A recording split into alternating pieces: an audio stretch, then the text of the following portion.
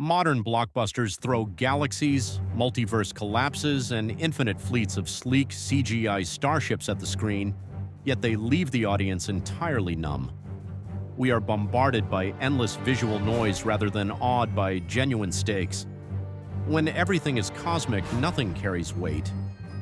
So why should you invest your time in a show that started in 1997, spanning over 200 episodes? Stargate SG-1 manages to create an enduring sense of awe, scale, and addictive storytelling that puts modern visual effects to shame.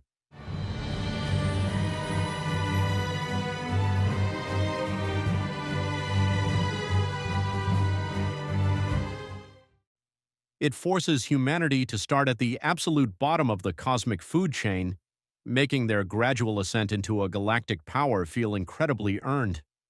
If you are tired of empty glossy spectacles and want a sci-fi epic that actually respects your intelligence, this is the show you need to start watching right now. To see why Stargate hooks you where modern sci-fi fails, we have to look at the central principle that grants imagery its epic scope, the human scale reference. To properly grasp the magnitude of an alien world, the audience needs a solid anchor. There is none better than the contemporary human body. Most sci-fi instantly detaches itself from this anchor. It drops us into a distant century where humanity is already unified and flying around in sterile starships. The environment is entirely alien, which means our baseline for contrast is completely lost.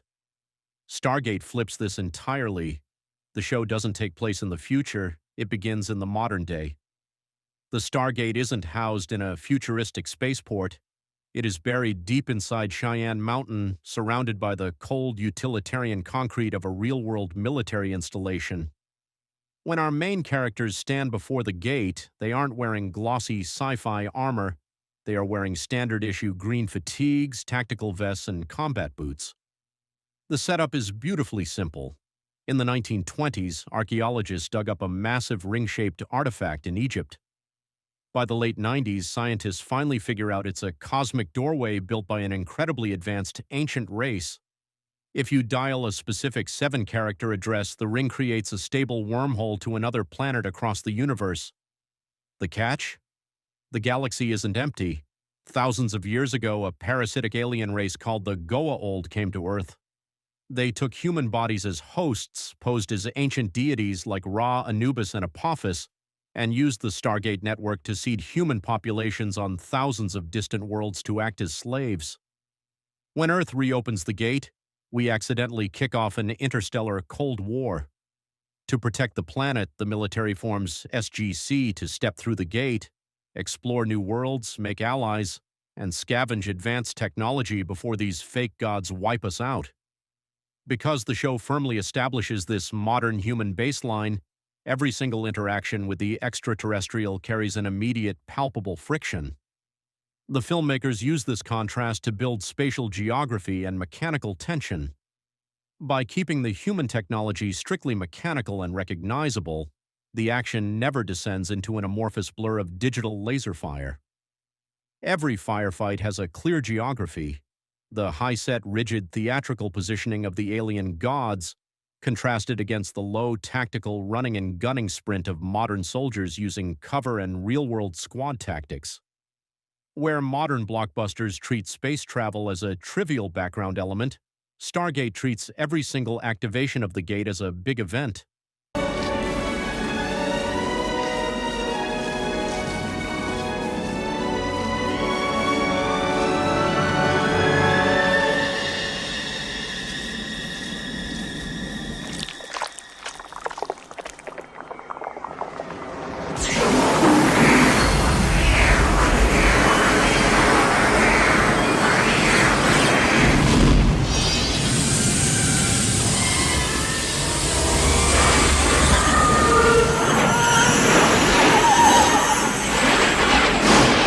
The camera consistently emphasizes the physical reality of the machine.